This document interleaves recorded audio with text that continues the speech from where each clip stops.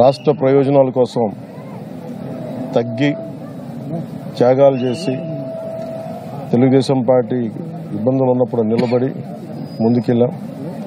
అదేవిధంగా చాలామంది బలమైన నాయకులు వారు కొంత త్యాగాలు తప్పలేదు.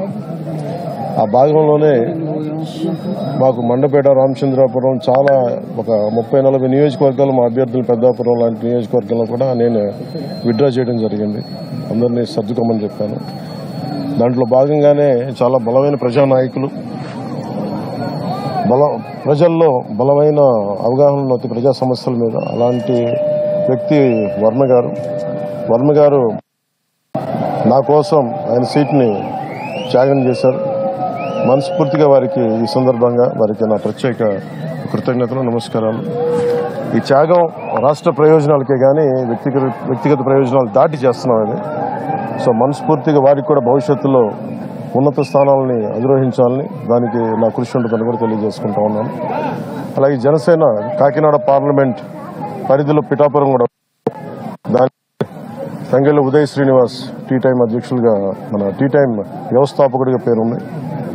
దాదాపు 25,000 మంది పైకి ఆయన ఉద్యోగాలు ఇచ్చారు. సో అలాగే దేశం నలుమూలల ఆయన టీ టైం చూడొచ్చు.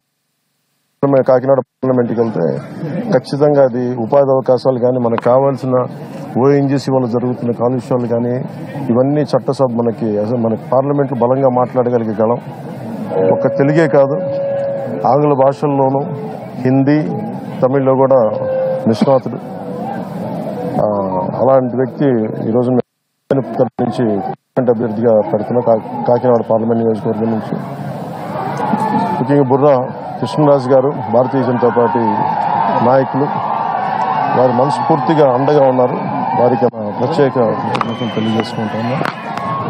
మేము ఎన్డీఏ కూటమి తెలుగుదేశం పార్టీ, జనసేన, భారతీయ జనతా పార్టీ అఖండ విజయం సాధించబోతుంది.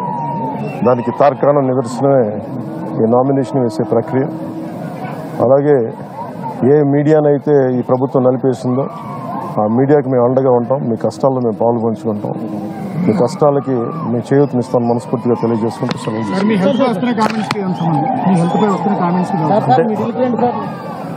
ఏమంటారండి? హెల్త్ కామెంట్స్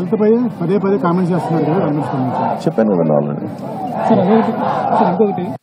తారీఖు వస్తుంది, పెన్షనర్లకు సంబంధించి పింఛన్ ఇంటికి పంపుతారా లేదా ఎన్నికల నేపథ్యంలో ప్రభుత్వం రాజకీయం చేసే అవకాశం చెప్తారా? దీనికి మీరు ఏం మెసేజ్?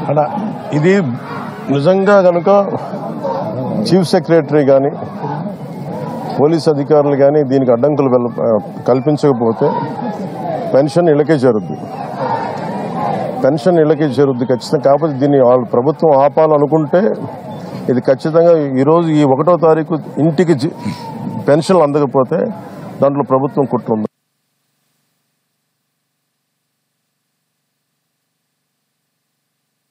పోటీ చేయడానికి కలిసి మేము ఉమ్మడిగా ఒక ప్లాట్ఫామ్, ఈ సమస్యను ఇలా సాల్వ్ చేయాలని ఒక